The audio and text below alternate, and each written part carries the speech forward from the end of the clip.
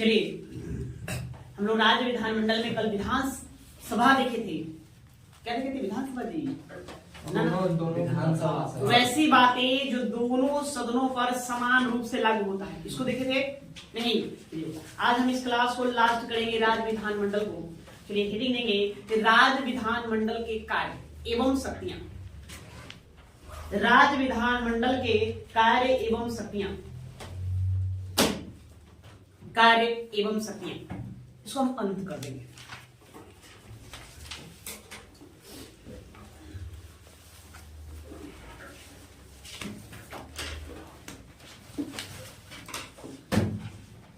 गया? देखिए, अब जानते हैं कि राज्य विधानमंडल क्या है। राज्य विधानमंडल एक राज्य का क्या है?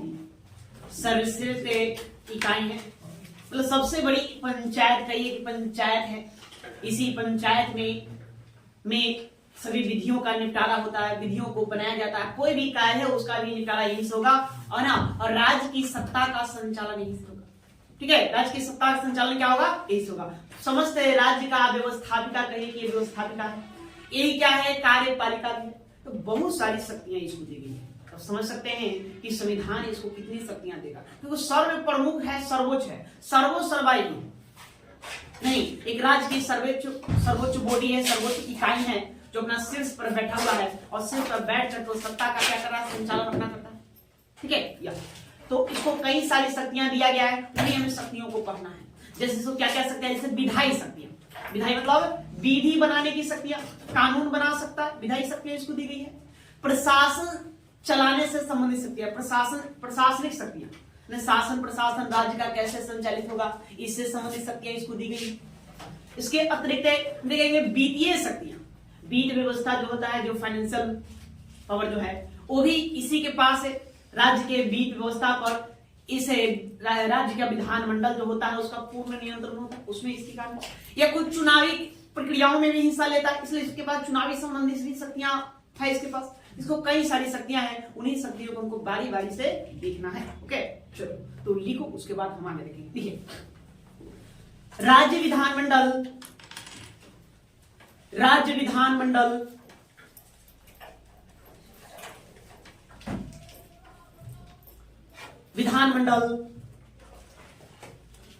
मंडल राज्य की व्यवस्थापिका है।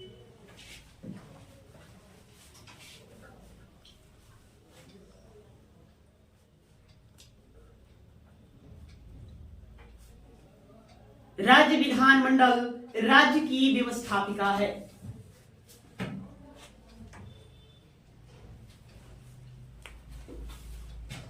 संविधान द्वारा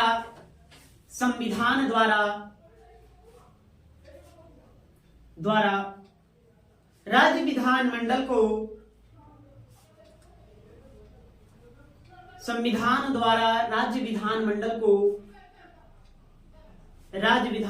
को व्यापक शक्तियां दी गई है। व्यापक शक्तियां दी गई है।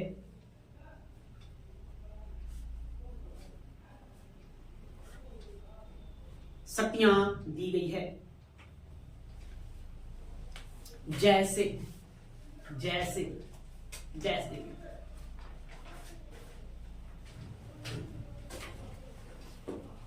पहला लिखिए विधायी शक्तियां। पहला विधायी शक्तियां,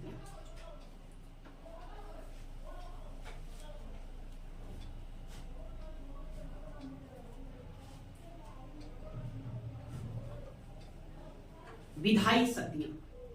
ठीक है, और इसमें आप पॉइंट बनाकर अपना लिखते चलेंगे, एक दो करके।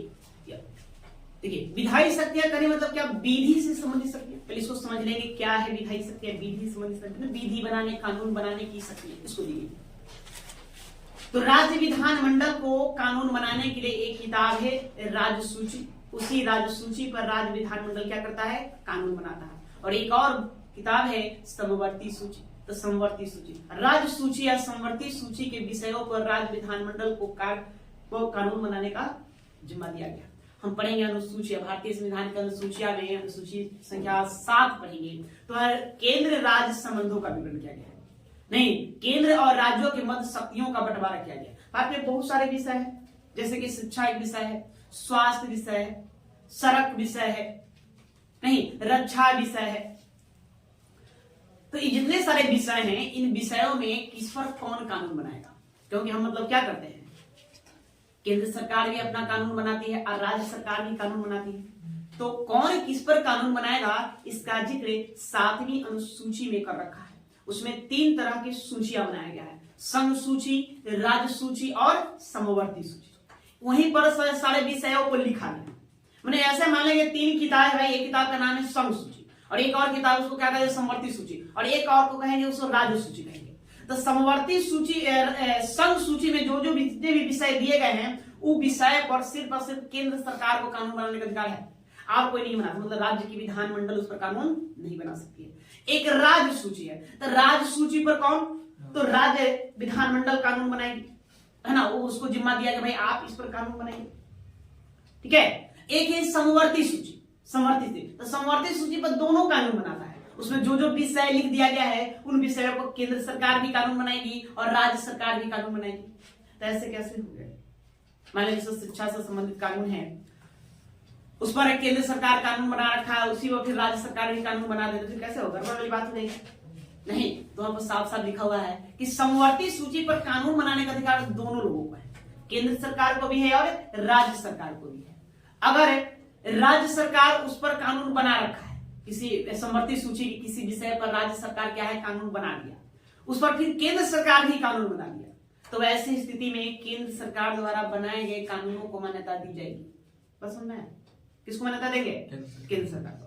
अगर समवर्ती सूची पर राज्य सरकार अपना कोई विधि बनाया, कोई कानून बना रखा है और उस पर केंद्र सरकार नहीं बनाया, तब तक अपना वो राज्य सरकार को वो विधि मान्य है। लेकिन जैसे अगर केंद्र सरकार भी उस पर कानून बना देता है, तो फिर किसका मान्य हो जाएगा? केंद्र सरकार का मान्य हो जाएगा। बात समझ में आया? तो विधायी शक्ति में हम क्या जानेंगे कि राज्य विधानमंडल को कानून बनाने का अधिकार है, विधि बनाने का अधिकार है। तो विधि किस विषय पर बनाएगा? तो इसके लिए मतलब कि सूची दी गई है। कितनी सूचियां हैं? 3 सूची है, संघ सूची, राज्य सूची और समवर्ती सूची। तो सामान्यतः राज्य विधानमंडल को राज्य सूची और समवर्ती सूची पर कानून बनाने का अधिकार दिया गया है। इतना क्लियर है? बात समझ गए? ओके, तो पहले इतना को लिखिए, उसके बाद फिर हम आगे लिखेंगे। राज्य विधानमंडल को हम विधायी शक्तियां में लिखेंगे। राज्य विधानमंडल को सामान्यतया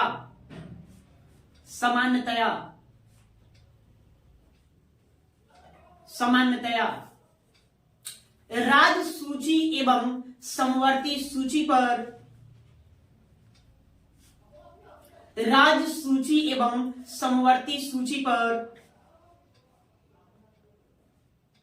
समवर्ती सूची पर विधि बनाने का अधिकार है।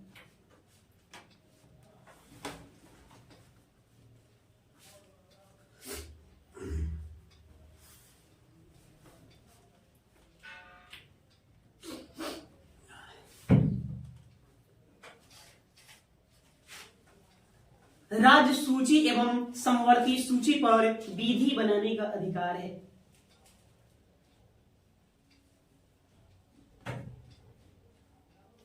ठीक है, दूसरा लिखो उसमें आगे। राज्य विधानमंडल द्वारा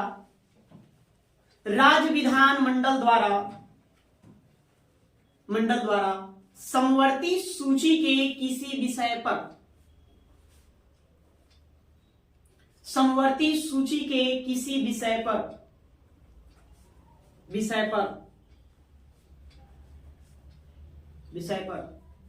कोई विधि बनाया जाता है। राज्य विधानमंडल द्वारा समवर्ती सूची के किसी विषय पर कोई विधि बनाया जाता है और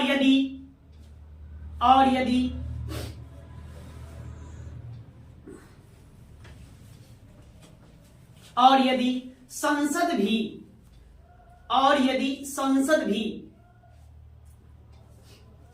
समवर्ती सूची के उसी विषय पर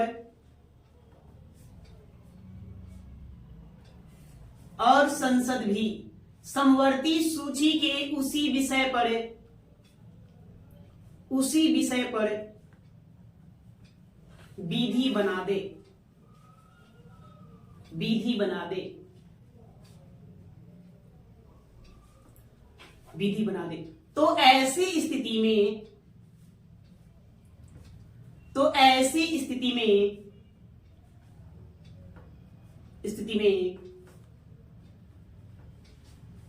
संसद द्वारा निर्मित विधि मान्य होती है, संसद द्वारा निर्मित विधि मान्य होती है।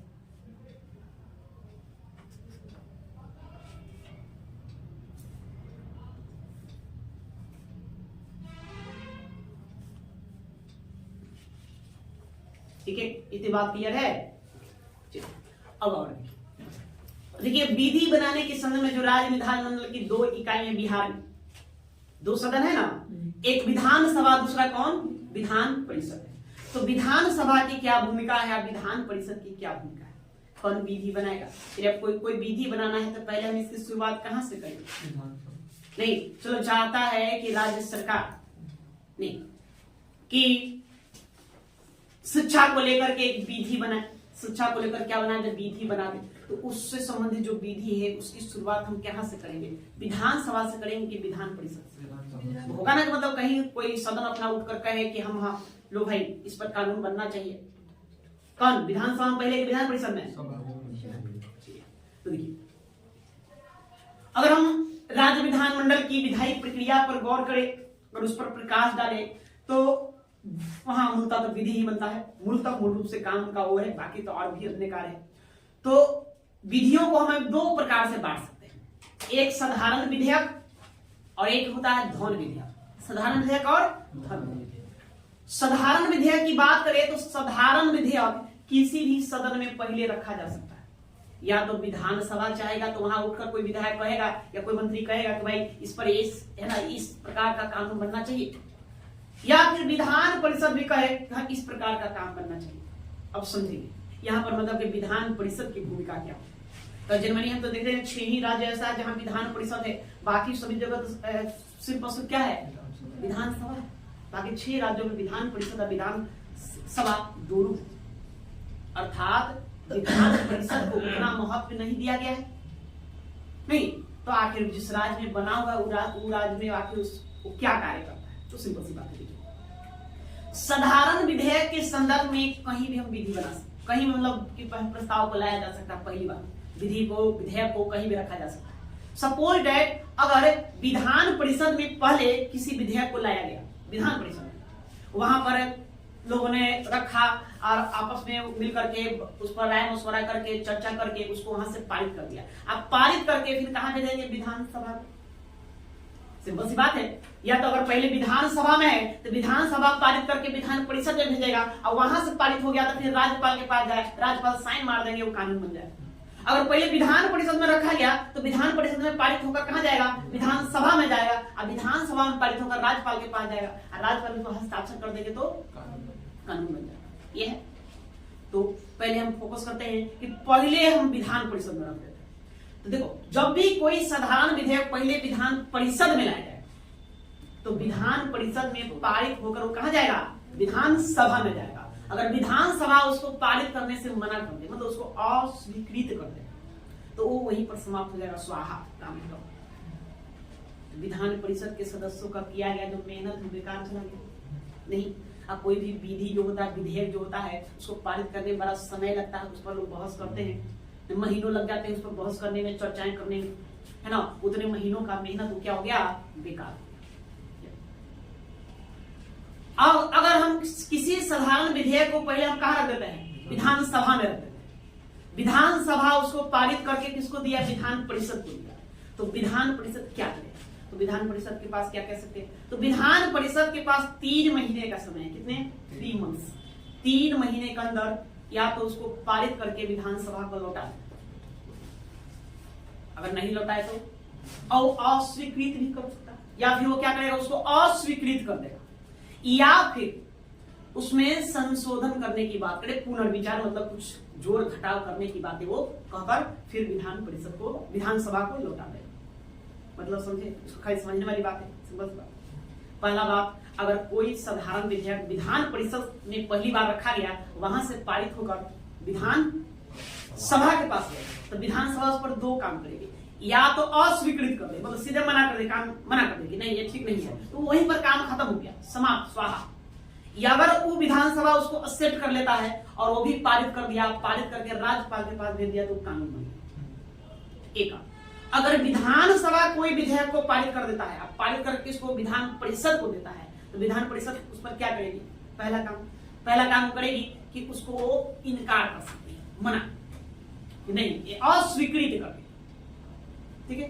दूसरा काम, उसको संशोधन करने की बातें कहेगी, मतलब इसमें कि फिर से मतलब कि इस पर कुछ सुधार करिए, कुछ जोड़ घटाव करिए, तो पुनर्विचार करने के एक बार भेज देगी। ये दो काम कर सकती है, या फिर वो स्वीकृत कर लेगी। ये तीन काम, कितने काम हुए? तीन काम हुए। स्वीकृत कर लिया विधान परिषद, तो कहने नहीं है ना, वो भी उसको पारित करके राज्यपाल के पास भेज दे, कानून बन गया। अगर अस्वीकृत कर लिया तो विधेयक फिर से विधान सभा में चला जाएगा। अगर दोबारा विधानसभा उसको पारित करके भेज देता है उसके पास, तो अब भी उसको हर हाल में पारित करना होगा 1 मंथ के अंदर। अगर नहीं पारित करता है तो स्वतः पारित मान लिया जाएगा, ठीक है। अगर विधान परिषद उसको पुनर्विचार करने के लिए भेजता है, तो फिर से उसको पुनर्विचार करके वो उसको भेज दिया, तो 1 महीने के अंदर उसको क्या करना है? पारित कर देना है। और नहीं पारित किया तो स्वतः पारित मान लिया जाएगा। यहाँ पर विधान परिषद की शक्तियां आप देखिए क्या है। विधानसभा उसको देगा तो आपको क्या करना है? आप अधिकतम 3 महीने तो उसको अपने पास रख सकते हैं, विलम्ब 3 महीना आप विलम्ब कर सकते हैं। 3 महीना विलम्ब के बाद आपको हर हाल में क्या करना होगा? जवाब देना होगा, विधान परिषद उसको लौटा देना होगा, या तो पारित करके लौटाइए, या उसको अस्वीकृत करके दे दीजिए, या फिर उसको संशोधन करने की बातें कहकर उसको दे दीजिए, या दोबारा वही विधानसभा आपके पास फिर भेजा, तो 1 महीने के उसे अंदर उसे हर हाल में क्या करना होगा? पारित करना होगा। और नहीं पारित करेंगे तो स्वतः पारित मान लिया जाएगा। अर्थात 3 महीना शुरुआती दौर में और फिर 1 महीना और, खूब तक 4 महीना वो क्या कर सकता है? लेट कर सकता है, विलंब कर सकता है किसी साधारण विधेयक, और इसके पास कोई शक्तियां नहीं है। बस समझ गए? इसको लिखना है, लिखिए।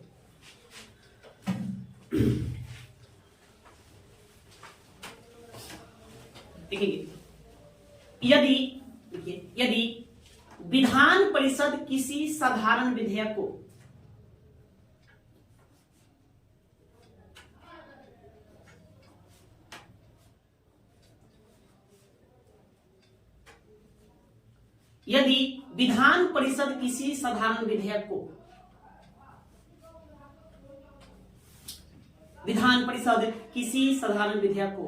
पारित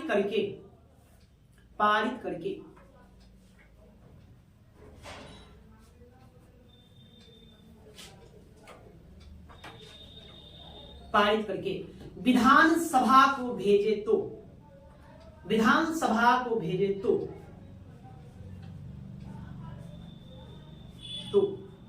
डैश दो कितनी 2 बातें होगी, उसको ए बी करके लिखिए, नहीं तो कुछ अपना उस तरह से लिखिए। पहला,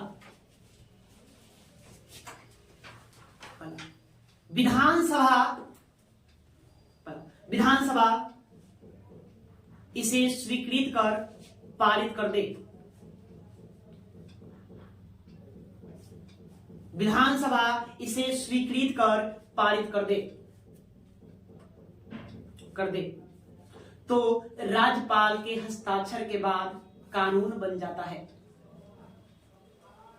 विधानसभा इसे स्वीकृत कर पारित कर दे तो राज्यपाल के हस्ताक्षर के बाद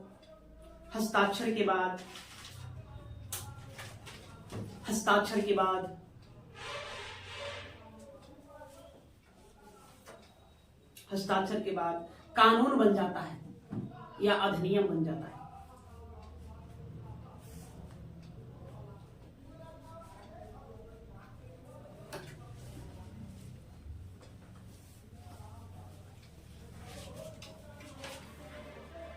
ठीक है, दूसरा लिखिए वहीं पर ए लिखे तो बी कर दो उसको। यदि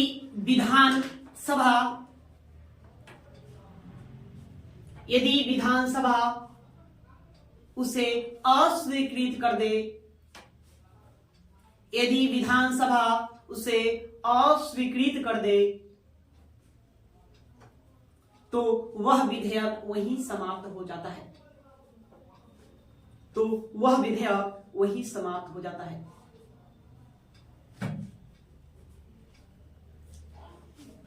वहीं समाप्त हो जाता है।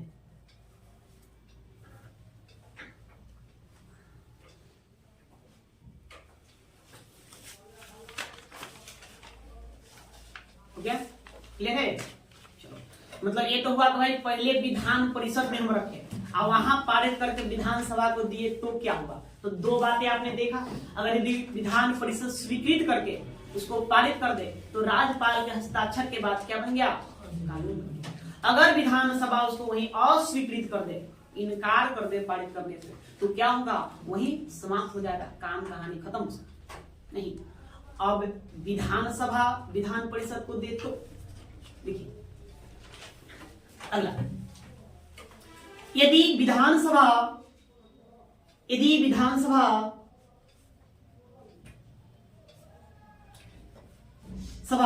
किसी साधारण विधेयक को या किसी विधेयक को लिखेंगे, किसी विधेयक को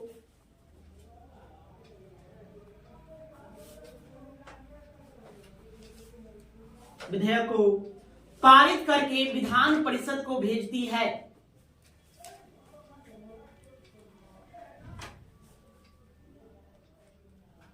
विधान परिषद को भेजती है,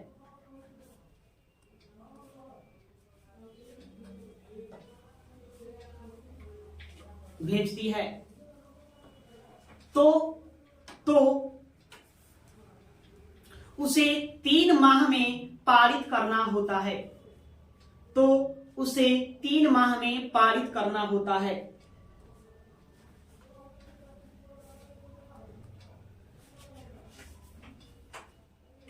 पारित करना होता है।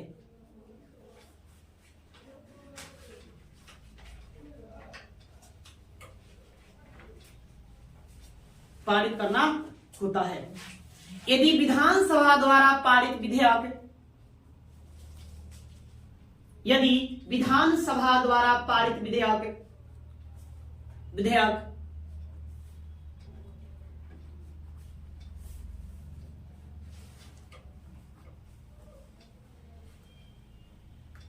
को विधान परिषद पारित नहीं करता है, तो यदि विधानसभा द्वारा पारित विधेयक को विधान परिषद पारित नहीं करता है, तो यदि विधानसभा द्वारा पारित विधेयक को विधान परिषद पारित नहीं करता है, तो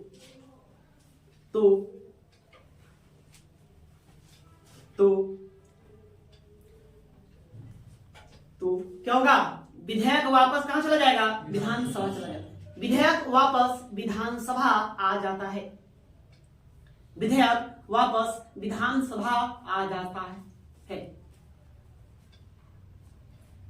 आ जाता है।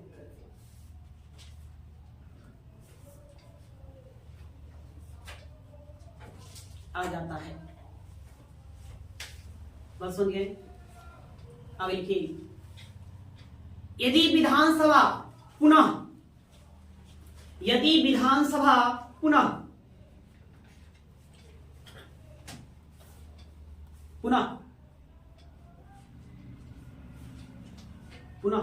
इसे पारित करके, यदि विधानसभा पुनः इसे पारित करके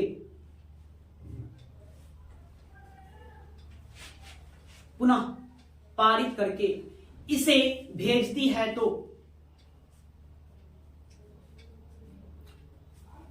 पुनः पारित करके भेजती है तो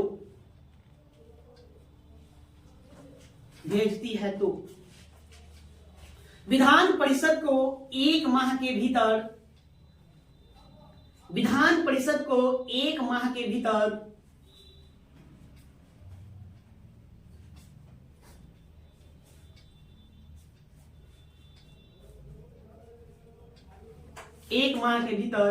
पारित कराना अनिवार्य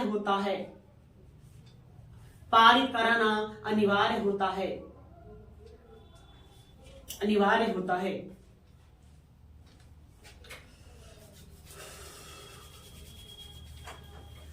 अन्यथा वह पारित माना जाएगा, अन्यथा वह पारित माना जाएगा। अभी तो बताएं कि वो क्या कर सकता है, अस्वीकृत कर दे या पुनर्विचार के लिए भेज दे। ठीक है, तो दोनों स्थिति में वो कहां चला जाएगा, विधानसभा के पास लौट कर चला जाएगा। अब विधानसभा उसको फिर से पारित करके उसको दे देगा, तो 1 महीना के अंदर उसको क्या करना होगा, पारित करना अनिवार्य होगा, अन्यथा वह स्वतः पारित मान लिया जाएगा। क्लियर है बात, समझ गए जी? यहाँ दिक्कत है अभी समझने में, इस पर ध्यान देंगे। तो देखिए एक प्रश्न आपसे पूछा जाएगा, प्रश्न पूछा जाते रहा एग्जामों में कि विधान सभा द्वारा पारित विधेयक को विधान परिषद अधिकतम कितने दिनों तक रोक सकता है या विलंब कर सकता है? कितना? 4 माह। तो शुरू में 3 माह, पहली बार हम आपको दिए तो आप 3 महीना तक खूब उसको रखिए। 3 महीने के अंदर तो जवाब दे नहीं देना है, क्या करना है, तुम स्वीकार किया कि अस्वीकृत किया या पुनर्विचार फिर से करना है, जो भी करना है वो 3 महीना के पास टाइम है। 3 महीने के बाद पुनः कहां चला जाएगा, विधान सभा में आ जाएगा। अगर आप उसको पारित नहीं किए हैं तो विधानसभा क्या करेगा, फिर से उसको पारित करके यदि आपको दे देता है तो अब की बार कितना, 1 महीने के अंदर उसको पारित करके देना है, अन्यथा पारित नहीं। बात समझते? तो ये शक्तियां हैं विधानसभा अविधान परिषद। इस साधारण विधेयक का संदर्भ, एक विधेयक होता है धौन विधेयक, मणि बिल।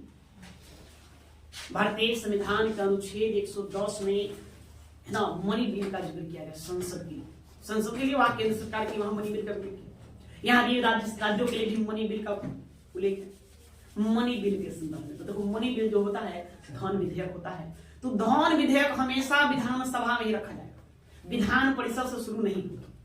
कहां से रखा जाएगा, विधानसभा, विधान परिषद नहीं। उधर भी केंद्र में भी आप देखेंगे तो धौन विधेयक है ना सबसे पहले लोकसभा से ही पारित होगा, राज्यसभा को सिर्फ भेजा जाता है अनुमोदन करने के लिए, सहमति देने के लिए। मात्र उसके पास 14 दिन का समय है, 14 डेज।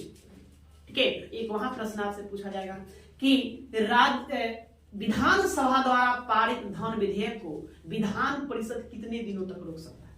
तो कितने दिन तक, 14 दिन, उससे ज्यादा। ठीक है, तो हाँ केंद्र की यदि हम बात करें तो लोकसभा राज्यसभा का मदद चलेगा। लोकसभा अपना धौन विधेयक पारित करके राज्यसभा को देगा तो राज्यसभा 14 दिन तक रोक सकता है। सेम वही प्रक्रिया कहां होगा, राज्यों में, जहां पर विधानसभा विधान परिषद दोनों है। तो विधानसभा में पहली बार उसको रखा जाएगा, है ना, पहली बार क्या वही शुरू होगा। विधान परिषद उसको रख नहीं सकता है, उस पर अपना विधेयक ला नहीं सकता है। विधानसभा अपना विधेयक लाएगा, लाने के बाद वो पारित करके किसको देगा, विधान परिषद को देगा। तो उसको मात्र 14 दिन, खूब तो 14 दिन उसको क्या कर सकता है, रोक रख सकता है, अन्यथा वो अपने आप स्वतः पारित मान लेगा। बस धौन विधेयक, मणि बिल। विधेयक 2 तरह के होते हैं, हम आगे आपको इंडियन पॉलिटी में बताएंगे, वहां पर हम जिक्र करेंगे विधेयक के प्रकार, कितने प्रकार के विधेयक होते हैं। ठीक है, कैसे कैसे विधेयकों को बांटते हैं। एक साधारण विधेयक होता है, धौन विधेयक। धौन विधेयक मतलब जब रुपया पैसे से संबंधित बातें, उसको हम धौन विधेयक कहते हैं, मनी बिल कहते हैं। ठीक है, एक धौन विधेयक, एक वित्त विधेयक, ये दोनों विधेयक जो होता है वो सबसे पहले आपको सिर्फ कहा विधानसभा से शुरू होगा। केंद्र में है तो लोकसभा से। देखिए ये पैसे से जुड़ा हुआ मामला होता है, कर टैक्स से जुड़ा हुआ मामला होता है। तो कर टैक्स हम किससे वसूलते हैं, जनता से वसूलते हैं। जनता का जो सदन माना जाता है वह राज्य स्तर पर विधानसभा माना जाता है और केंद्र स्तर पर कौन, लोकसभा माना जाता है। जहां जनता सीधे प्रत्यक्ष रूप से भाग ले वही ना कहोगे मेरा सदन है। जैसे विधानसभा के सदस्यों का निर्वाचन जनता प्रत्यक्ष रूप से भाग लेकर करती है, जनता के द्वारा चुना गया प्रतिनिधि है, इसलिए विधानसभा को हम जनता का प्रतिनिधित्व करने वाली सदन मानते हैं।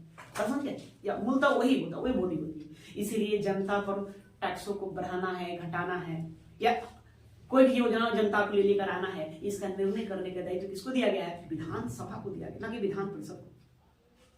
इसीलिए धौन विधेयक जो होता है, मनी बिल होता है या फिर वित्त विधेयक होता है, वो सबसे पहले कहां लाया जाएगा, विधानसभा में ही लाया जाएगा। उसको वहां लाने के बाद उसको हम क्या करेंगे, विधान परिषद को भेज देंगे। ऐसा बात नहीं कि उसको नहीं भेजेंगे, है ना, मैं नाराज ना करूं उसको भी। ठीक है, आपका ही हिस्सा है, होंगे, कम से कम एक बार पूछ लेंगे, भाई देख लो ठीक ठाक है कि नहीं है ना, तो ठीक ठाक रहे या न रहे। अब वो बेचारा, उसको कोई शक्ति नहीं है ओकरा कुछ कर सकते, न उसमें जोर घटाव कर सकता है, न उसमें आपत्ति डाल सकता है, न उसको मना कर सकता है, नहीं, हाँ भले एक बार अपना उलट कर देख ले, मतलब उसको भेज देते पढ़ने के लिए, तू लोग भी पढ़ लो, देख लो काका है। सूचना एक तरह से दे दिए, मान यही ना करें, उसको हम सूचना दे दे कि देखो भाई इस तरह की बातें हैं, अपना देखेगा है ना। और सूचना उसको मतलब पढ़ने का भी हमें समय कितना दिया, मैक्सिमम 14 दिन, 14 डेज में उसको अपना देख लेना। अब वो वहां से लौटा या ना लौटा, लौटाना तो अनिवार्य है, और नहीं लौटा कोई बात नहीं, वो स्वतः क्या मान लीजिए पारित, उस पर उसकी कोई बल नहीं है। साधारण विधेयक पर हमने उसको अधिकार दिया, लेकिन वो भी क्या अधिकार दिया जी, अब ऐसा तो नहीं है कि वो पूरी तरह से रोक देगा, रोक सकता है नहीं रोक सकता है, खूब को क्या कर सकता है, विलंब कर सकता है, फिर परेशान करना, उसको कहते हैं परेशान कर देना, नहीं। और हमको शक्ति नहीं दिया है ना काम को पूरी तरह से रोकने का, तो लोग थोड़ा सा बाधा उत्पन्न कर देते हैं, है ना, विलंब कर सकते हैं। तो यही शक्तियां हमने किसको दिया, विधान परिषद, ठीक है, बात समझिए। तो राज्य विधानमंडल की वित्तीय शक्तियां में हम वहां धन विधेयक की चर्चा कर देंगे, ठीक है, ओके। चलो अब आगे लिखिए, आगे ये आगे, और ये लिखिए प्रशासन से, है ना, प्रशासन संबंधित शक्ति, प्रशासन संबंधित शक्ति,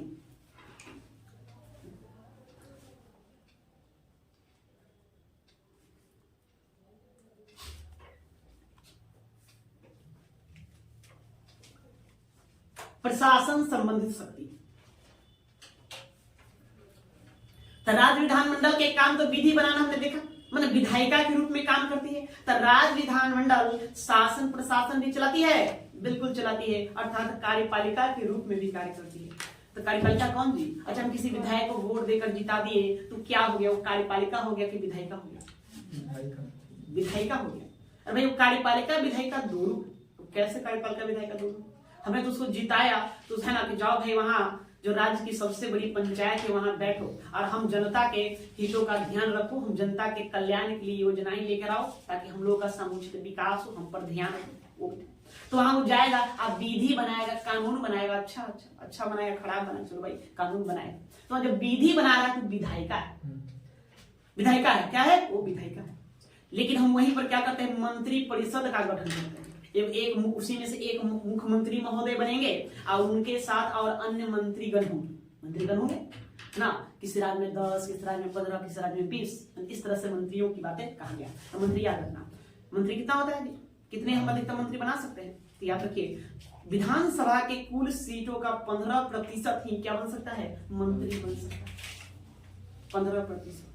अब किसी राज्य में विधानसभा सीटों की संख्या 100 है तो हम अधिकतम क्या वो मंत्री बनाएंगे, 15 को मंत्री बनाएंगे, हाँ है ना, 15 मिनिस्टर्स बने। उसी प्रकार से लोकसभा में भी है, संसद में है, अभी मोदी गवर्नमेंट है तो उनमें शायद लगता है कि मंत्रियों की संख्या 50 से अधिक है, 50 से अधिक मंत्री बना रखे हैं, नहीं रक्षा मंत्री, गृह मंत्री, ये मंत्री, वो मंत्री, कई तरह की मंत्री। तो वहां भी 15%, वहां 550, 545 का आप 15% अपना निकाल लेंगे, 80+ अपना होगा, तो उतना मंत्री को बनाने का दायित्व, इसलिए 50+ बनाने को उतना काफी मंत्री है मिनिस्टर से, ठीक है। या तो उसी प्रकार से राज्यों में ही चलेंगे। तो ये जो मंत्री होते हैं, मंत्रियों के समूह को हम क्या कहते हैं, मंत्री परिषद कहते हैं। उस मंत्री परिषद का मुखिया मुख्यमंत्री होता है। अब यही लोग मिल करके कार्य है ना, शासन प्रशासन को भी चलाते हैं। तो वहां पर वो कार्यपालिका का काम करते हैं, किसका काम करेंगे, कार्यपालिका का काम, अर्थात विधायिका और कार्यपालिका दोनों कर सकते हैं, तो दोनों कार्यपालिका का काम है। तो राज्य विधानमंडल को ही दायित्व दिया गया है ना, कि आप कार्यपालिका के तौर पर काम करें और इस राज्य के शासन व्यवस्था को चलाएं। अब देखें क्या है क्या नहीं है, बस तो लिखिए क्या लिखे, हेडिंग दिया जी, प्रशासन संबंधित शक्ति लिखिए उसमें। राज्य विधानमंडल को कार्यपालिका कार्यपालिका कार्यपालिका कार्यपालिका कहते हैं, कहने का मतलब मूलतः मंत्री परिषद, कुछ में आप लिखिए तो मंत्री परिषद, मंत्री परिषद।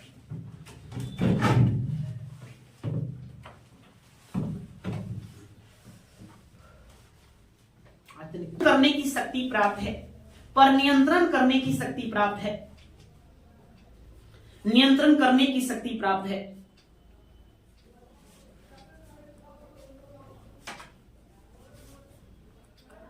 शक्ति प्राप्त है। राज्य का मंत्रिपरिषद है, राज्य का मंत्रिपरिषद है। विधानसभा के प्रति सामूहिक रूप से उत्तरदायी होता है, विधानसभा के प्रति सामूहिक रूप से उत्तरदायी होता है।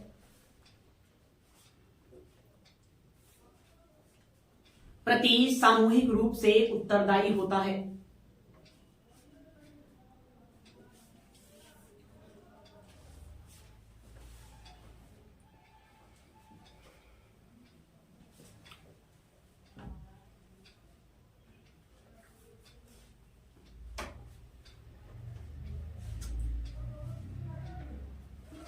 ठीक है, मतलब समझ में आया आपको? नहीं, राज्य विधानमंडल किस पर नियंत्रण स्थापित करता है? कार्यपालिका पर। कार्यपालिका मतलब मंत्री परिषद पर, उस पर वो नियंत्रण कंट्रोल लगाम रखेगा। अब कैसे फिर लगाम रखेगा? ठीक है, मंत्री परिषद तब तक है जब तक उसको विधानसभा का विश्वास प्राप्त है, मतलब बहुमत में। जैसे वो बहुमत में न होगा फिर वो मंत्री परिषद को क्या कर दिया, बर्खास्त कर दिया जाएगा, सबको इस्तीफा देना पड़ेगा। वहां सरकार इसको कहते हैं सरकार गिर जाना, सरकार को क्या कर दिया जाएगा, गिरा दिया जाएगा। अच्छा और लिखो, उसके बाद समझाते हैं। लिखो, देखिए मंत्री परिषद है, मंत्री परिषद है।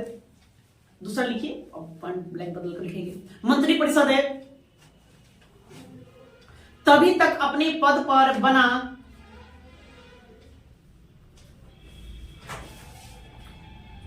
मंत्री परिषद तभी तक अपने पद पर बना रह सकता है, रह सकता है,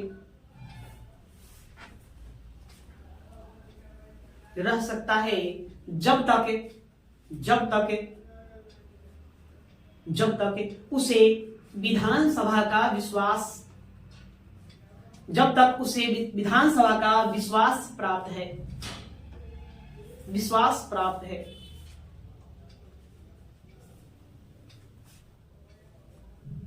विश्वास प्राप्त है।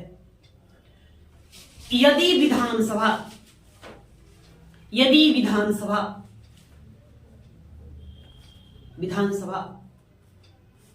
मंत्री परिषद के विरुद्ध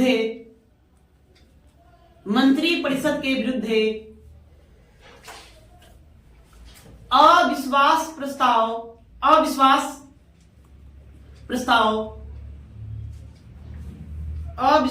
प्रस्ताव पारित कर दे, अविश्वास प्रस्ताव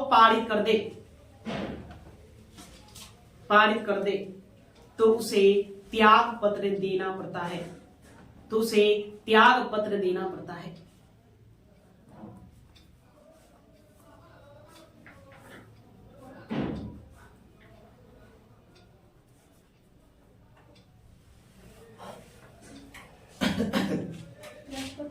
देना पड़ता है, रिजाइन देना करना होगा सबको।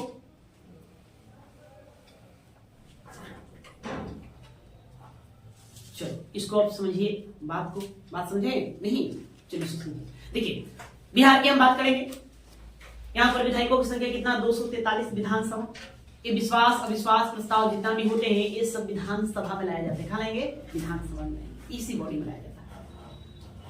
यहाँ 243 विधायकों का निर्वाचन होता है, जिसमें आपको सरकार चलाने के लिए आपको बहुमत चाहिए कितना, 122 चाहिए नहीं, और आप वहां से अपना सरकार चलाएंगे। उसी में अपना मंत्री परिषद का गठन होगा, वो एक मुख्यमंत्री बनेंगे और ये सरकार का संचालन करेंगे। जो राज्य विधानमंडल है उसको ये भी देखना है कि जो मंत्री परिषद जो कार्यपालिका की काम करती है, क्या है ना, कि इस पर भी नियंत्रण स्थापित करने लगाम रखे। हम लोग लोकतंत्र है, डेमोक्रेसी है। लोकतंत्र मतलब लोगों का शासन, तो लोगों का शासन मतलब ये बहुमत का शासन है ना। बहुतंत्र भी इसको कहेंगे, बहुमत का शासन। जिधर ज्यादा लोग हैं उधर ही क्या होगा, शासन व्यवस्था चलाया जाए। तो कोई भी सरकार को टिके रहने के लिए, कि अर्थात मंत्री परिषद को टिके रहने के लिए, बने रहने के लिए जरूरी है कि उसको बहुमत प्राप्त रहे, मतलब 122 जो विधायक हैं है ना, उसके पक्ष में रहे। अगर जिस दिन विधानमंडल को लगता है, खासकर विधानसभा को लगता है कि इसके पास वो बहुमत नहीं है जो होना चाहिए, तो आपके विरुद्ध क्या ला देगा, अविश्वास प्रस्ताव। वो आपको बोलेगा कि आप अपनी बहुमत सिद्ध करके दिखाइए। अगर बहुमत आप सिद्ध कर पाते हैं तो ठीक है, अगर नहीं सिद्ध कर पाया तो फिर क्या होगा, आपकी सरकार ही गिर जाएगी, आपको इस्तीफा देना पड़ जाएगा। और जैसे ही मुख्यमंत्री महोदय इस्तीफा देंगे, समस्त मंत्री परिषद को इस्तीफा देना पड़ेगा और वो सरकार क्या हो जाती है, बर्खास्त हो जाती है। ठीक है, तो इसका काम क्या है, कार्यपालिका पर लगाम लगाना भी, नियंत्रण करना भी। अगर नहीं ऐसा होगा तो फिर क्या होगा, एक बार वो जीत करके सत्ता में जाए तो धड़ल्ले से काम करते रहेगा, उसको लगेगा तो अब क्या, तो 5 साल पूरा होने के बाद ही हमको हटना है, तो मनमाना भी कर सकता है नहीं, लेकिन नहीं, आपको हमेशा अपना बहुमत को बनाए हुए भी रखना जरूरी है। अगर अपना बहुमत को नहीं बनाए हुए रखेंगे तो फिर दिक्कत वाली बात होगी। तो ये भी शक्ति किसके पास है, राज्य विधानमंडल के पास है। ओके, अब ये वित्तीय शक्तियां, इसके तरह देंगे वित्तीय फाइनेंशियल पावर।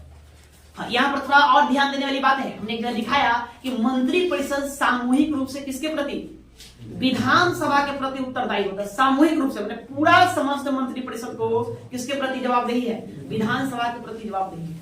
एक प्रश्न आपसे पूछा जाएगा, हमेशा ध्यान देना, फिर आपसे ये भी प्रश्न पूछा जाएगा कि ना मंत्री परिषद व्यक्तिगत रूप से किसके प्रति उत्तरदायी होता है। 2 तरह से बातें पूछा जाएगा, एक सामूहिक और एक क्या, व्यक्तिगत। अगर व्यक्तिगत पूछे तो राज्यपाल क्या जवाब देंगे, राज्यपाल देंगे। और सामूहिक पूछेगा तो विधानसभा। अब मंत्री परिषद की नियुक्ति कौन करता है, राज्यपाल महोदय करते हैं। शपथ कौन दिलाता है, राज्यपाल महोदय दिलाते हैं। इसीलिए वो व्यक्तिगत रूप से पर्सनली वो कहा, राज्यपाल के प्रति, लेकिन सामूहिक रूप से कहा, विधानसभा के प्रति। उसी प्रकार से अगर हम केंद्र के मंत्री परिषद की बात करें, सेंट्रल गवर्नमेंट की मंत्री परिषद की बात करें, तो वहां का भी मंत्री परिषद है उस सामूहिक रूप से लोकसभा के प्रति, लेकिन व्यक्तिगत रूप से राष्ट्रपति के प्रति उत्तरदायी होता है। ये दोनों प्रश्न एग्जामों में पूछे जाते रहते हैं, इस पर आपको क्या करना है, ध्यान देना। बस ओके ओके। अब देखिए वित्तीय शक्तियां, वित्तीय शक्तियां,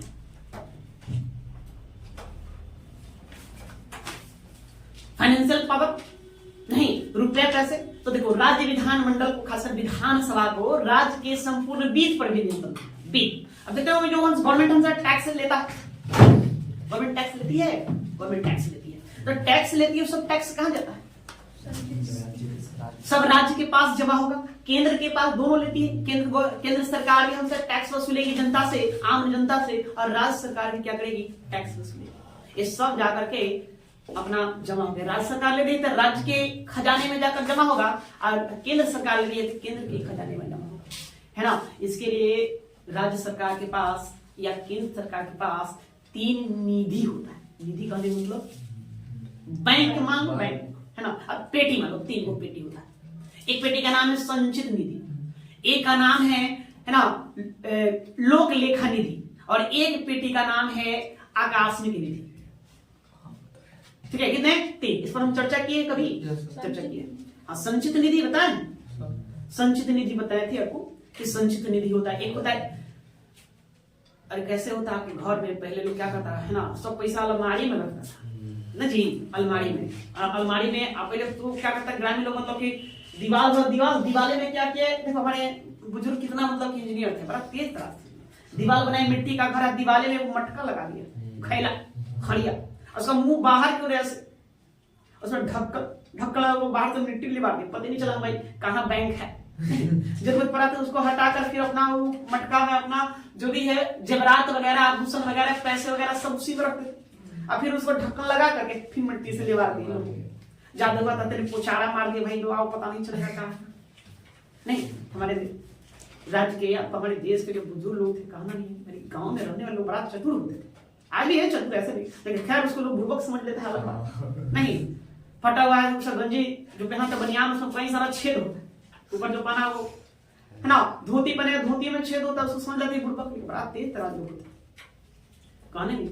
वो पहले वो बैंक चला, उसके बाद फिर आया अलमीरा आ गया, तो अलमीरा में रखे, अलमीरा में अपना छोटा छोटा डब्बा बॉक्स में क्या क्या रखते नहीं, सिक्के तो एक अलग डब्बा में रख दिए, नोट अलग डब्बा में रख दिए, आभूषण अलग डब्बा में रख दिए ना। तो उसी प्रकार से भारत सरकार या राज्य सरकार के पास जो भी हम टैक्स देंगे, जो भी पैसा होता है, वो 3 अलग अलग बक्से में रहता है। अब कहने मतलब बक्सा तो बक्सा नहीं मान लेना, अब ऐसा नहीं कि भाई है ना बिहार के विधानसभा में जाएंगे तो है ना, तो नीतीश कुमार जी कहीं कहूँ तो खाना बना रखे, और में 3 वो पेटी ना जी, एक पेटी का नाम संचित निधि है, एक का नाम मतलब कि लोक लेखा निधि है, एक का नाम क्या है ना आकाश निधि ना। तक आश्रित निधि का चाबी राज्यपाल महोदय रखले रहते हैं, बाकी अपना उनके पास नहीं, ऐसा नहीं है। तो भारत सरकार हो या राज्य सरकार हो, उन लोगों का अपना एक बैंक होता है, मतलब राष्ट्रीय बैंक होता है, राष्ट्रीय अकाउंट होता है। जो भी पैसा होता है उसी बैंक में क्या होता है, जमा हो जाता है। तो उनके पैसों को 3 भागों में बांटे हैं। इनमें एक होता है संचित निधि। तो संचित निधि में हम आप जो भी टैक्स दे, कर जो भी देते हैं अदा करते हैं, जो भी राज्य सरकार शुल्क लेती है, तो सारा शुल्क का पैसा उस सब जाकर के कहा, उसी संचित निधि में जमा हो जाएगा। अब वो जनता का पैसा होता है। किसका होता है? आम जनता का पैसा, हमारा और आपका पैसा होता है, ठीक है, टैक्स पेयर। हाँ, उस वहां सब ले क्या होता है, वो जमा हो जाता है।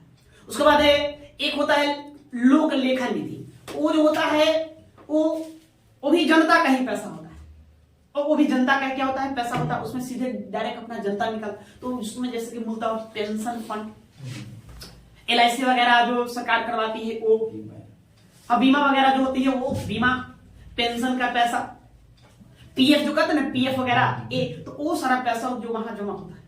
एक होता है आकस्मिक निधि, है ना, वो इमरजेंसी के लिए होता है, इमरजेंसी के लिए।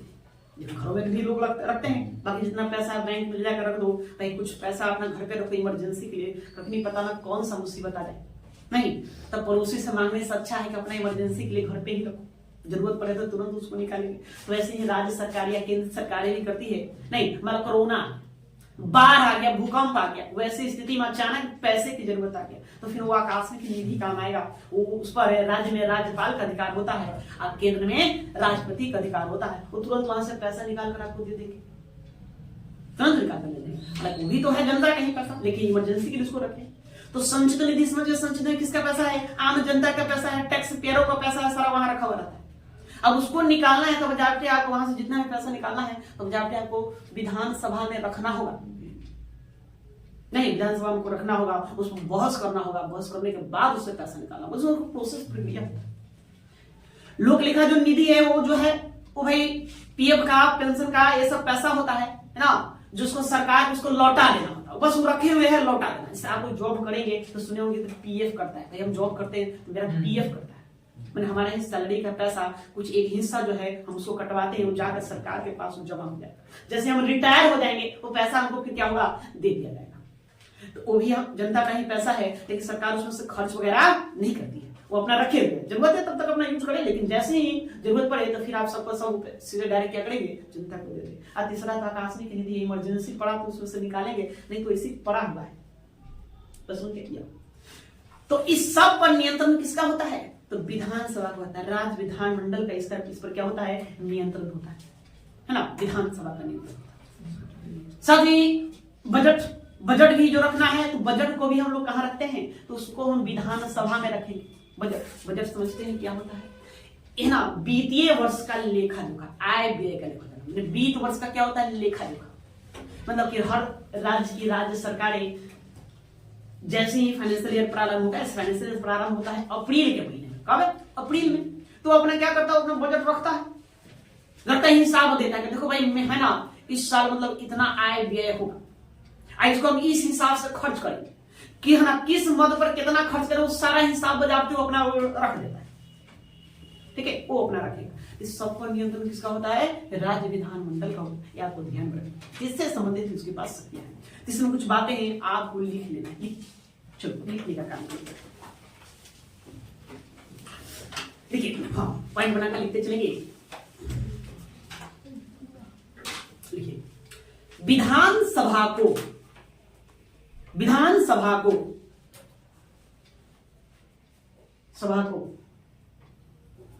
राज्य के वित्त पर पूर्ण नियंत्रण स्थापित होता है।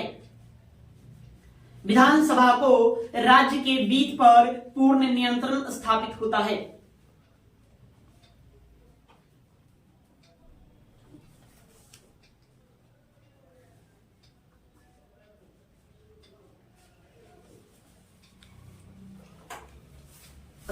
है। धन विधेयक, उसमें लिखिए धन विधेयक और वित्त विधेयक को, धन विधेयक और वित्त विधेयक को राज्यपाल के पूर्व अनुमति से राज्यपाल के पूर्व अनुमति से विधानसभा में रखा जाता है। विधानसभा में रखा जाता है।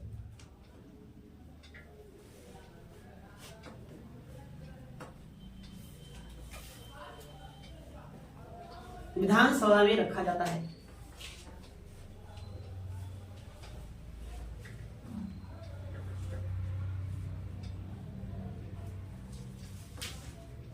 ठीक है। धन आगे नेक्स्ट, धन विधेयक के संबंध में, धन विधेयक के संबंध में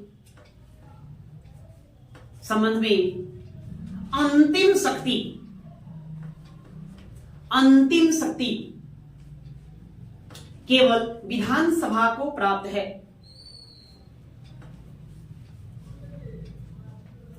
केवल विधानसभा को प्राप्त है।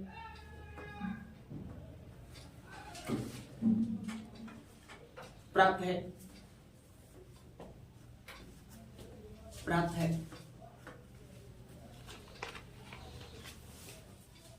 विधान परिषद, देखिए विधान परिषद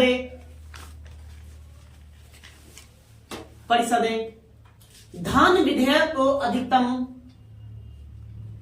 विधान परिषद धन विधेयक को अधिकतम 14 दिनों तक, 14 डेज तक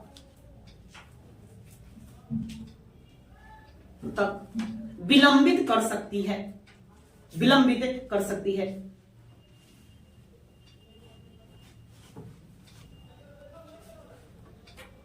विलंबित कर सकती है। ठीक है। तो आपको ध्यान रखने वाली बात, प्रश्न सीधा सीधी पूछा जाएगा कि निम्नलिखित में किस विधेयक को राज्यपाल की पूर्व अनुमति से विधानसभा में रखा जाता है? तो कौन सा विधेयक? धन विधेयक। धन तो पहले हम राज्यपाल की अनुमति प्राप्त कर लेंगे, तब उसको हम विधानसभा में रखेंगे। बात समझ में? फिर आपसे प्रश्न आपको घुमाकर और पूछ सकता है कि निम्नलिखित में किस विधेयक को केवल और केवल कहां विधानसभा में रखते हैं? कहां रखेंगे किसको? तो धन विधेयक, है ना। ये प्रश्न तो कई बार पूछा गया है कि धन विधेयक को विधान परिषद अधिकतम कितने दिनों तक रोक सकती है? तो कितने दिनों तक? 14 दिनों तक। ये याद करने वाली बातें आपको ध्यान रखना। टाइम टेबल कितना? 14 डेज आपको ध्यान रखेंगे। हो गया। आगे देखिए, प्रत्येक वित्तीय वर्ष के प्रारंभ में, प्रत्येक वित्तीय वर्ष के प्रारंभ में, वित्तीय वर्ष की प्रारंभ में राज्यपाल के आदेश से, राज्यपाल के आदेश से, राज्यपाल के आदेश से वित्त मंत्री द्वारा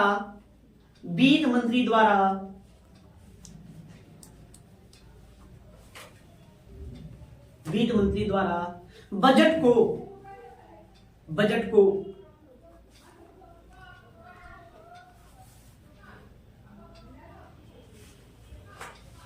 को विधानमंडल के दोनों सदनों के समक्ष, विधानमंडल के दोनों सदनों के समक्ष रखा जाता है।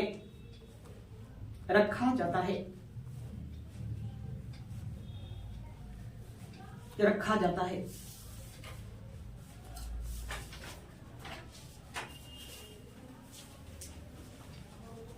रखा जाता है।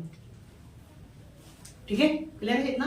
हाँ, इसमें और सारी बातें हैं तो अभी इसको इतना रहने देंगे, बाकी हम समझाएंगे। उस संचित निधि, आकस्मिक निधि, लोक लेखा, ऐसे मोटा मोटा आप लोग समझ गए ना इसके बारे में। हाँ, हम जब इंडियन पॉलिटी पढ़ेंगे तो वहां आपको बताएंगे विस्तार से उसके बारे में। अब देखिए, निर्वाचन से संबंधित शक्ति, निर्वाचन की शक्ति लिखिए। अब ये अनुच्छेद है ना 200 है। किसका? संचित निधि है सबका। उसको हम बाद में बताएंगे। अनुच्छेद 266 1, 266 2, 267 3 आर्टिकल्स है। ऐसे बजट रखेंगे 200 के तहत बजट रखा जाता है राज्य में। यहाँ आपको अनुच्छेद याद नहीं करना है, यहाँ से पूछा नहीं जाए। जहां जरूरत होगा वहां खुद बता देंगे, लिखवा देंगे कौन सा आर्टिकल याद करना है। बस समझ गए। 365 आर्टिकल है, सॉरी 395 तो मूल रूप से संविधान में लिखा गया। अभी है ना कितना 460 प्लस आर्टिकल और 450 से ऊपर अनुच्छेद है। तुम कितना याद कर पाओ? संभव है सब याद करते हैं? संभव वाली बात नहीं है। इसलिए आपको सब याद नहीं करना है, लगभग 100 आर्टिकल याद करोगे बहुत ज्यादा हो जाएगा। नहीं तो जिसको याद करना है हम आपको बताएंगे कि किसको ध्यान रखें। इसमें लिखवा देते हैं कि इस अनुच्छेद के तहत जहां हम लिखवाए हैं तो समझिए उस आर्टिकल को आपको क्या करना है, ये याद करना है, वो जरूरत है उसकी, अन्यथा ऐसे आपको याद नहीं करना है। बात समझ गए? क्लियर है? तो सबको याद करने के चक्कर में ना रहो ना। बार बार कहते हैं कि इस कंपटीशन का एक ही नियम है कि क्या नहीं पढ़ना है उस पर भी आपको ध्यान देना है। नहीं ज्यादातर बच्चा इसी में करते लगता है कि सभ्य दिमाग में भर ले, लोड कर ले ना। ज्ञाता आपको नहीं बनना है। अरे ज्ञाता बनने के चक्कर में रहोगे तब तो हो क्या काम, तब बेड़ा गर्क हो जाएगा। आपको बस के लिए ज्ञान को क्वालिफाई करना है। क्वालिफाई करने के बाद तुम अपना एक बार जॉब में चले जाओ और सिस्टम में प्रवेश कर जाओ। उसके बाद तुम पढ़ते रहो, खूब ज्ञान अर्जित करते रहो। नहीं और वही सोचोगे सभ्य पढ़ ही ले उसके बाद जॉब करे तो माँ का बाल जो पक जाएगा। इसे सब के फेर नहीं जाना। चलो चलिए निर्वाचन की शक्ति या निर्वाचन से संबंधित शक्ति कुछ लिखो। निर्वाचन की शक्ति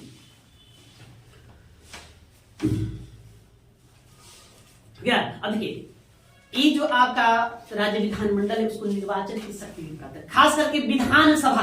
अब विधानसभा के सदस्य देखो निर्वाचन में भाग लेते हैं, कहां भाग लेंगे? तो एक होगा राष्ट्रपति। राष्ट्रपति का जब निर्वाचन होता है तो राष्ट्रपति के निर्वाचन में ही राज्यों के विधानसभा के सदस्य भाग लेते हैं। विधायक किनको वोट देंगे? राष्ट्रपति को वोट देंगे, उसको वोट देकर जिताएंगे। राष्ट्रपति के चुनाव में क्या आम जनता भाग लेती है? आपने देखा कभी कोई भी किसी बंदे को कहते हुए कि जा रहे हैं वोट देने राष्ट्रपति को चुनाव करें? नहीं ना, नहीं है ना। कौन? हमारे जो विधायक है, हमारे द्वारा चुने गए जो प्रतिनिधि हैं, राज्यों के द्वारा जो चुने गए जो प्रतिनिधि होते हैं, खासकर विधानसभा के जो प्रतिनिधि होते हैं वो राष्ट्रपति के चुनाव में भाग लेते हैं। लेकिन मनोनीत भाग नहीं लेगा। मनोनीत जैसे विधानसभा को सदस्य राष्ट्रपति के द्वारा मनोनीत कर लेगा, डायरेक्ट सीधे चुनकर वहां बैठा तो वो भाग नहीं लेगा। क्यों वो भाग नहीं लेगा? अरे सिंपल सी बात है जी, है ना।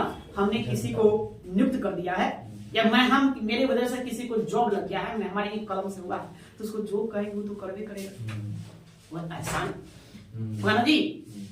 तो इसलिए जो राष्ट्रपति जिसको नियुक्त किए मनोनीत किए हैं तो वो भाग नहीं लेगा। वो पक्का तय है कि वो उसी को वोट देगा। सिर्फ और सिर्फ निर्वाचित सदस्य, विधानसभा का सिर्फ निर्वाचित सदस्य राष्ट्रपति के निर्वाचन में भाग लेंगे। एक तो यहाँ निर्वाचन से संबंधित शक्ति देखने को मिलेगी, दूसरा और कहा तो हमने अभी पढ़ा आर्टिकल 171 विधान परिषद की संरचना। तो विधान परिषद की संरचना में हमने देखा कि विधान परिषद के कुल सदस्यों का 1/3 सदस्य विधानसभा के सदस्यों द्वारा निर्वाचित किए जाएंगे। तो वहां भी निर्वाचन में भाग लेगा।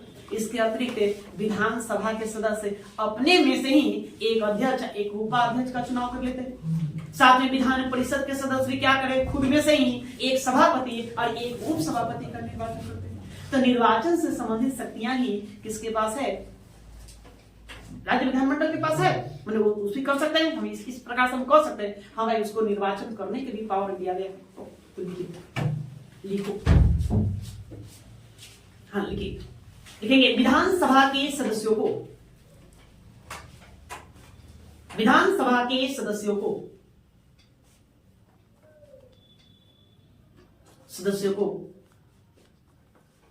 निर्वाचन से संबंधित शक्तियां प्राप्त है। विधानसभा के सदस्यों को निर्वाचन से संबंधित शक्तियां प्राप्त है। शक्तियां प्राप्त है डैश देंगे, डैश दीजिए। किसका किसका निर्वाचन करेगा? लिखिए पहला राष्ट्रपति का,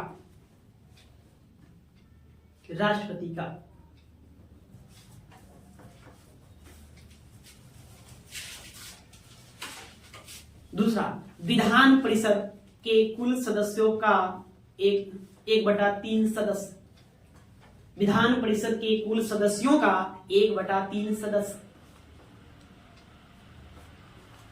1/3 सदस्य को। तीसरा विधान परिषद के कुल सदस्यों का 1/3 सदस्य, 1/3 सदस्य, जितना भी रहेगा उसका कुल का 1/3 कौन? विधानसभा। पहले पीछे हम पढ़े। तीसरा, विधानसभा का अध्यक्ष एवं उपाध्यक्ष का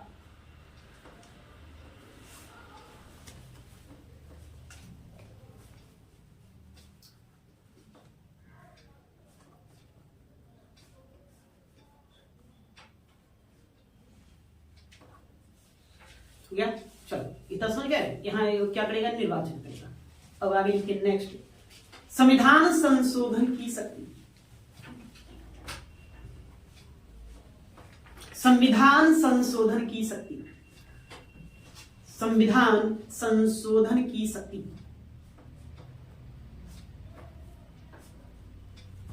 की शक्ति, की शक्ति।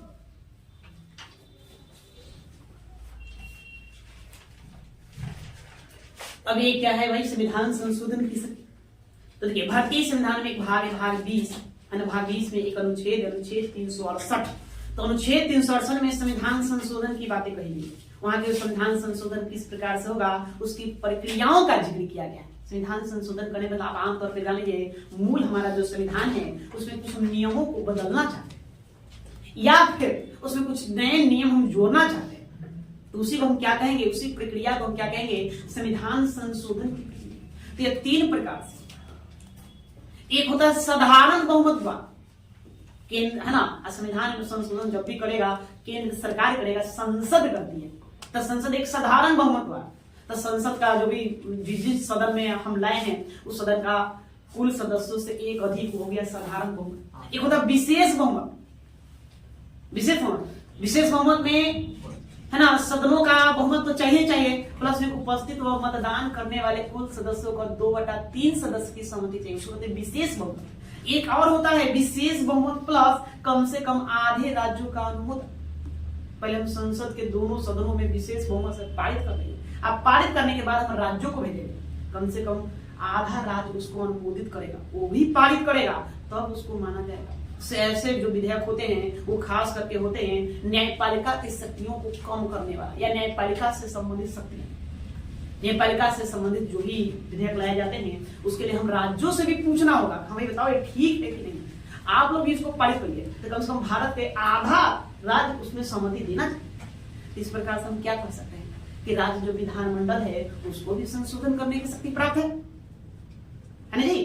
कम से कम उसके पास भी आया ना भाई, उसको भी तो पारित करना है। तो यहाँ संशोधन की शक्ति भी राज्य विधानमंडल के पास है, ना के बाद ना के सवाल नहीं। ठीक, तो लिखिए, देखो संविधान के अनुच्छेद, देखिए संविधान के अनुच्छेद 368(2) उसमें लिख दीजिए 2।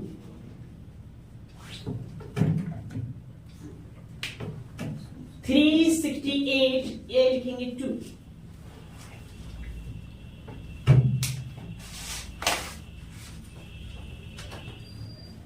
संविधान के अनुच्छेद 368(2) में ऐसे उपबंधों का वर्णन है, ऐसे उपबंधों का वर्णन है, उपबंधों का वर्णन है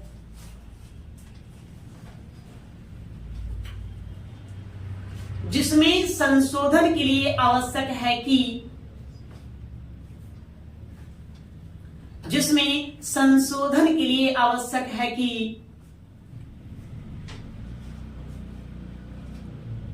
आवश्यक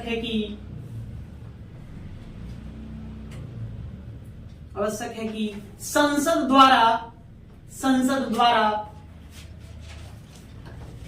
विशेष बहुमत से पारित, संसद द्वारा विशेष बहुमत से पारित प्रस्ताव को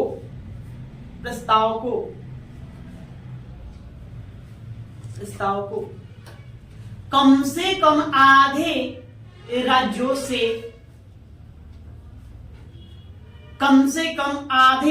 से, राज्यों के विधानमंडलों द्वारा, कम से कम आधे राज्यों के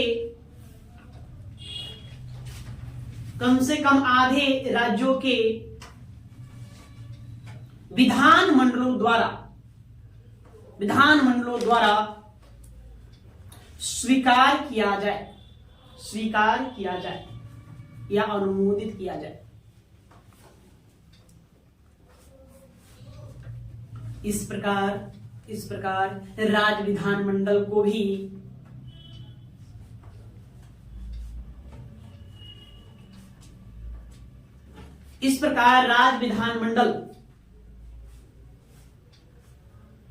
राज्य विधानमंडल को भी संविधान संशोधन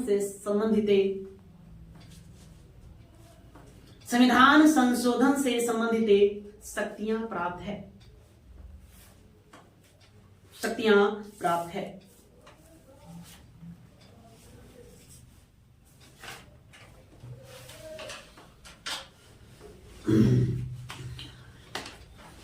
क्या चलो की बात देखा। इसके अतिरिक्त और भी कुछ छोटे छोटे कार्य हैं जो राज्य विधानमंडल के द्वारा संपादित हो गए, ठीक है, उसको भी हम लोग जान लेंगे। अब देखिए अन्य कार्य या अन्य शक्तियां, अन्य कार्य तथा शक्तियां।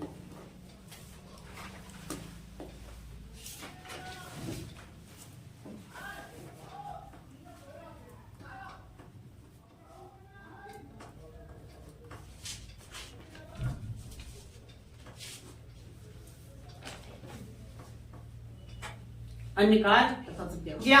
तो देखो भाई क्या, अब जानते हैं कि विधानसभा क्या करती है, अपने सदस्यों में एक अध्यक्ष चुनती है और एक उपाध्यक्ष चुनती है।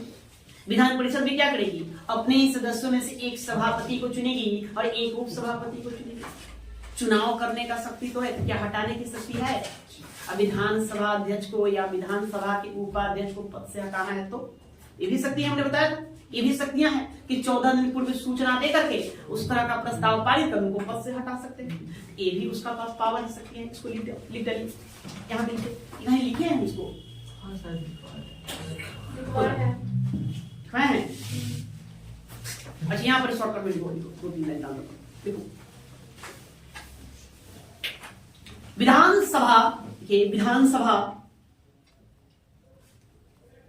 विधानसभा अपने अध्यक्ष एवं उपाध्यक्ष को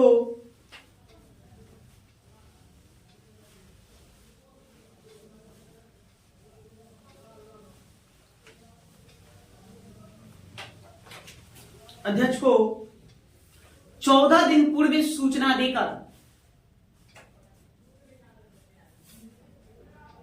14 दिन पूर्व सूचना देकर बहुमत से प्रस्ताव पारित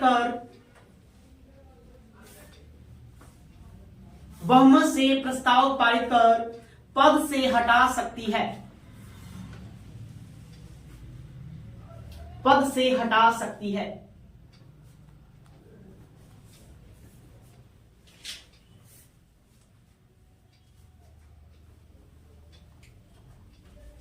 पद से हटा सकती है। ठीक है, दूसरा लिखिए। दूसरा,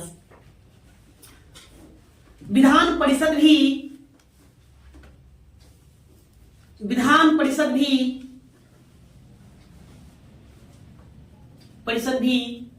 अपने सभापति एवं उप सभापति को विधान परिषद भी अपने सभापति एवं उप सभापति को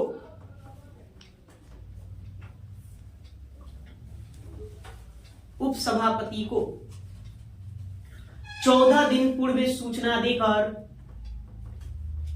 14 दिन पूर्व सूचना देकर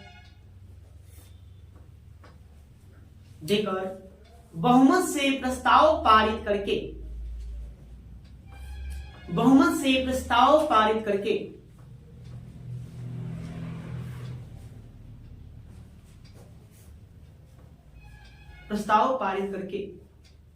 पद से हटा सकती है। पद से हटा सकती है। क्लियर है?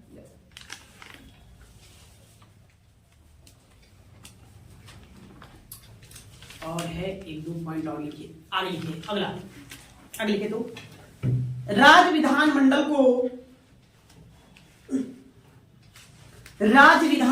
को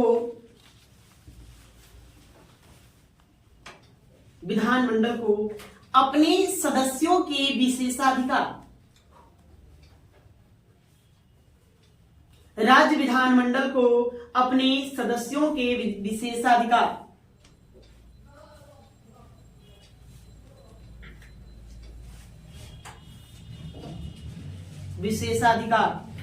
का उल्लंघन करने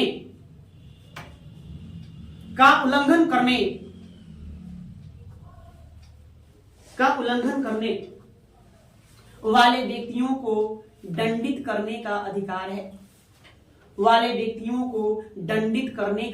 है।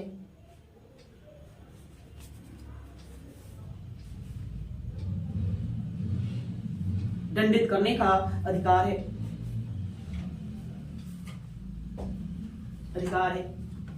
उसमें लिखेंगे वह अपने सदस्यों को भी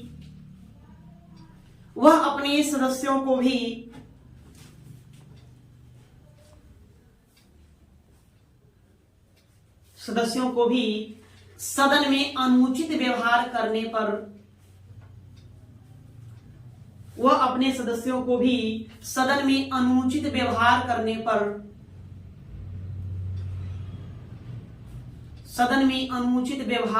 पर सदन की सदस्यता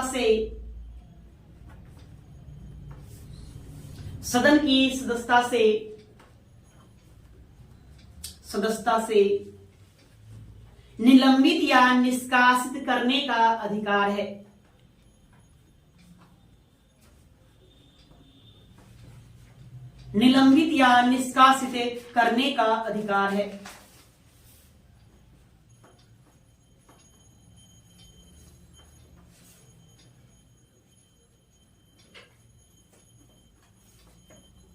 मतलब समझिए इसका।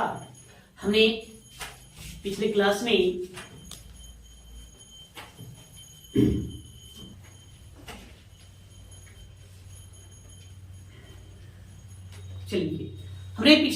में सदस्यों के विशेषाधिकार के बारे में देखा था। भाई एमएलए एमएलसी जो है उसका अपना विशेषाधिकार है, राइट से मैंने बताया कि पुलिस उसके निर्वाचन क्षेत्र से उसको गिरफ्तार नहीं कर सकती बिना अध्यक्ष या उपाध्यक्ष की अनुमति के, है ना, या फिर राज्यपाल कहे आदेश जारी करे तब। और उसके निर्वाचन क्षेत्र के बाहर भी उसे गिरफ्तार किया जाता है, इसकी सूचना तुरंत उसको देना है। या अन्य भी विशेषाधिकार के बारे में हमने देखा नहीं।